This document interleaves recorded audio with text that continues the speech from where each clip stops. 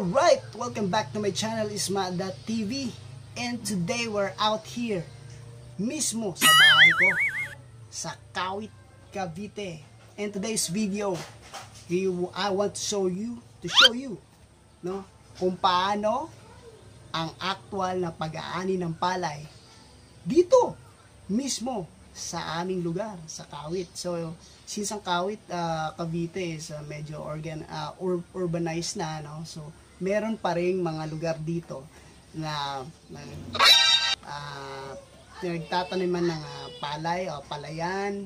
So, mismo sa likod ng bahay namin or dyan, ay merong palayan. So, this is a very rare opportunity na makita natin kung paano nila actual na anihin yung palay gamit ang isang makinarya, no? Dati pinuputol-putol, paano bang ginagawa ganun, manual. Pero dito ngayon, so amazing na ganito pala mangyayari, napakadali lang, no? So check this video and I hope you enjoy it. Okay?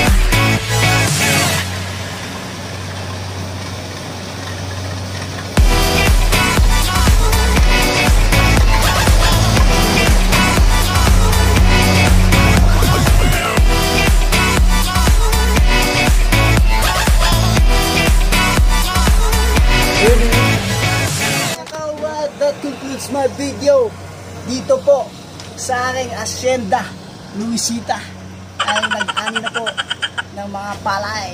Alright, akala nyo lang yun, hindi akin yan. Lahat ang nakikita nyo, hindi akin yan, sa kanila yan. So very prosperous ani, okay? Right here, dito lang sa amin. Alright, sa kinabahay. Alright, this video, don't forget to subscribe my channel, Isma.tv. Click subscribe, click like, and hit the notification bell, and comment to the comment section para po valid ang iyong subscription sa aking channel at babalikan ko kayo. Huwag kayong mag-alala. Alright, so enjoy watching. Thank you.